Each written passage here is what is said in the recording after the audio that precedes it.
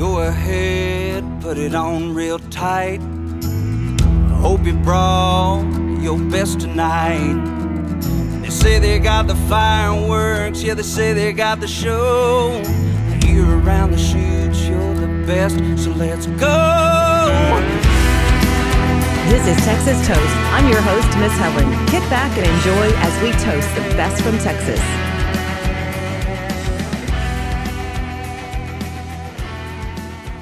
Welcome to Texas Toast. I'm Miss Helen, your host, along with Autumn Ragland from the band Ragland. Welcome, Autumn. You have been busy. Y'all have been putting out music. You've got a current single that's charting on all the Texas charts. So welcome to the podcast. And I'm really intrigued by your whole band because your husband is your partner in the band, right? Yes, Sam. Sam, yes. So y'all have been singing together since you were young. Yes, we have. We met when we were I was 15.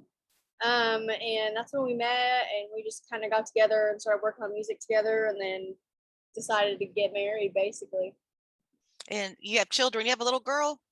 Yes, we have a little girl named Allie. Okay. How old is Allie? She's 6. Okay. So y'all are life on the road and music career and juggling a 6-year-old. How's that going for you? Oh, it's interesting. We got really good support back home, so that's the only way we're managing. Yes. And let's see, your hometown is Tahlequah, Oklahoma? My hometown is Pryor, Oklahoma. We actually just moved back here. We lived in Tahlequah for about 4 years. Okay. So y'all been doing music for a while, and I noticed that let's talk about your current single that you have out, Better to Be Lonely, which we talked about here on the podcast, and it's charting well. So what's the backstory on that one? I had the idea for that song years ago. Just the line Better to Be Lonely. And then I was scrolling through my phone, just kind of trying to get in a writing mood, I guess, one day, and nothing was coming to me, but I'd seen that lyric. And then I was in the shower later that day, and I just got this really cool, catchy melody for the chorus in my head. And then so I was like, okay, that's great. So I got out of the shower, and then I went and sat down and tried to, work it out a little bit. And then I wrote the verses just based on platonic relationships in my life. And that's how it was born. Very reflective in those lyrics, very enjoyable song. I went through and listened to a lot of your music, and you have such an intriguing voice, and y'all have such an intriguing sound that's so soothing, but yet you can belt it out when you need to. And then speaking of clever lyrics, another one that caught my attention from your Murphy's Law EP was Love, Liquor, and a Place to Die. Everything you need in a town. And then in between in your lyrics, y'all, you have to hear this song. But what I love at the end is this is just, I love your writing. Could we live here and want to leave? Talk about that song. So Sam, my husband, he had a friend 10 years ago, and they were just walking around the main street in Tahlequah, where we lived for a while. And there's this guy that walks up and down the street, and he doesn't ask for money or anything. I don't really know what his story is, but he just likes to walk the street. And so he's always out there. And then him and his friend, Sam and his friend, were talking one day, and they were like, why would he go anywhere else? He's got everything he needs just on this one strip. And so they came up with this line. It's Love, Liquor, and a Place to Die, because there's a Love's gas station and a liquor store, and then a funeral home just right on that road. And so Sam brought that to me years later, and I was like, that's really good. We should write that in a song. And so we just sat in our bed in our apartment that we were living in at the time, and just kind of, wrote about that town, and things that also related to other small towns, and how it's kind of just humorous how there's a lot of people that have the same life story, and they go to college, but they just come back home to the same place, and they just have babies and get married, but really it's just, this is what people do. If it makes them happy, then that's cool. So that's what the song's about. Yeah, good job on that one. And then I noticed that you have a new single that popped up on your music. It's What Happened to Mama. Yes, we just released that. That song was going to be on the new record on Guardian. And me and Sam co-wrote that one together as well. Okay, so Guardian comes out the first part of September. Yes, Guardian comes out September 2nd. Okay, so let's talk about the recording process for all your songs. I know that y'all recorded a lot at Wimberley at Yellow Dog. Are you still recording there? Is this album a product of that? No, we actually this isn't what we used. This horrible scene behind me. We just moved here, so it looks crazy. But we ended up investing in some equipment for a home studio, and we recorded everything by ourselves at home. Cool. So how many tracks will be on the new one? 10 new tracks. And how much time went into that and selecting? Like, did y'all have like a full, like, you know, sometimes it's so hard for musicians. They have this full library and you have so much to choose from, and to pick those babies for that particular project. Did you know going into it what you were going to select, or? Definitely no. We definitely had a couple that fell off, and a couple that, you know, I wrote during the process of making the album that we were like, yeah, that needs to go on the record. But these songs, I mean, usually I think it takes a good 4 to 5 years to get, and I write all the time, so that's a lot of songs, like 4 to 5 years to just kind of sift through what you want to do, I guess, and have enough songs that you feel attached to put onto a 10 song record. So that's what we did. I mean, just from like the past 5 years, I mean, there were songs that didn't even make it onto the last record that, you know, it just didn't fit the vibe, but they were perfect for this one. And then, like I said, I wrote some in the process that ended up being perfect. So no, we didn't know what we were going to put on it. We were just like, the ones that we know for sure, let's start working on those. Like the first one we did was, I Think I Love You Too Much. We knew for sure we wanted that one on there. There's a song called Go Back to Bed, San Antonio. And we just kind of did them one by one until it was finished. Okay. So listening to your music, I mean, it's like you just dig so deep with your lyrics and then the whole sound. Any particular musicians you studied or artists that were like your inspirations as you were coming up? Like coming up, like growing up.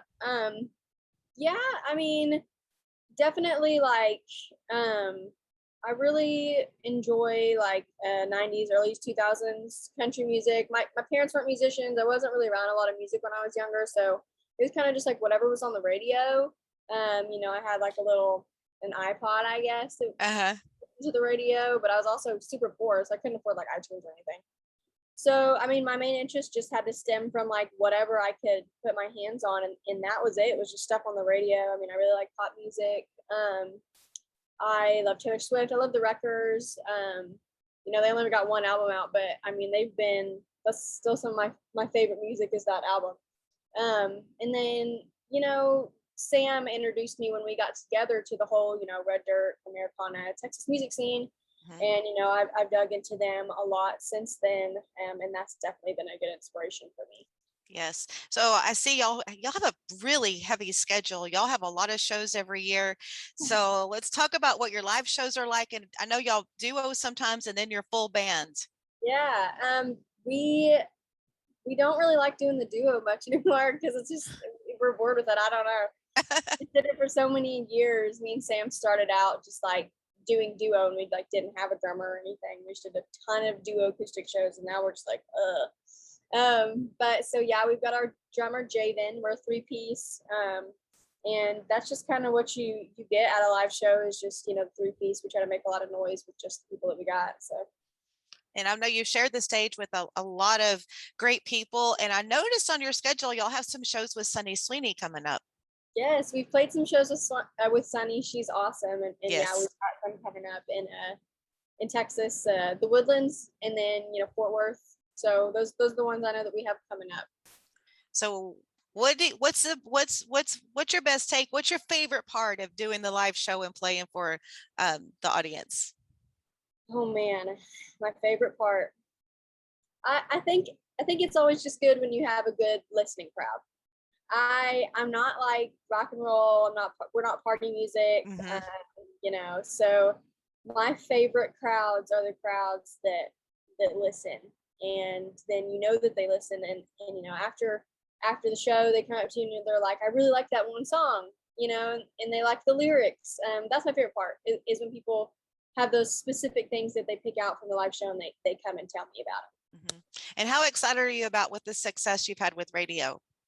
I mean, yeah, it's great. I'm always surprised that like I don't really keep up with the charts like like Sam does. Sam keeps up with them. I just am always surprised that we're on there anyway, I guess. And, I try to not let my life be, controlled by numbers. I really want to just make music because I love it. But it's exciting. Like sometimes you just drive through town and then you're on the radio station. So that's the cool part. Yeah, that's a great payoff there. Yes. Yes. So y'all really have such good chemistry. I was looking at some of your live videos also. So anything big in the future as far as any big shows coming up for y'all? Yeah, we've got shows with Sunny. We've got a show with the Vandaliers. We're playing a show with Wade Bone and Randy Rogers, Chris Knight. Yeah, those are the big names that I think people will know that we have coming up in the future, just in the next few months. Yes. So it looks like to me that y'all are a fun group. And when you're on the road, any particular stops you have to make for food or snacks? Yeah, we always go to Buc-ee's every time we go to Texas. I mean, in the bathrooms, that's the thing. Like, it's so hard to find privacy on the road. You just want to go into the bathroom and just not think about it. So stopping at Buc-ee's to use bathroom and getting icy, that's my big thing. That's awesome. So speaking of the new album coming up, where can everyone find you as far as your websites and your platforms? You can go and check us out on thebandragland.com, but we are on any social media under @thebandragland. That's our handle on pretty much everything: Twitter, Facebook, Instagram, anything. So yeah, you can check us out anywhere. At the band Ragland, and then the new album comes out, I believe, September 4th. September 2nd. 2nd. Okay, so 1st of September, everybody mark it down. We're going to be looking forward to that, and we're so happy that we could have you on the podcast and get to dig into some of your music and your tunes, because y'all have such a wonderful, different, unique, intriguing sound. Thank you so much for having me. I appreciate Yes, it. y'all are serious. So one last question before I let you go. If you were a cocktail, what would you be? A cocktail? Oh man, I don't even really drink. To be honest with you, I drink wine. I would be Moscato. Okay. I would be Moscato. That's my favorite wine. Oh man, I love it. I'm a wine girl too. Well, thank you so much, Autumn, and we look for great things and appreciate you taking the time to visit with us. Thank you. It's so good to meet you. And with a heavy tongue, she knew where I was from. As she left, I dared to say, well, you can go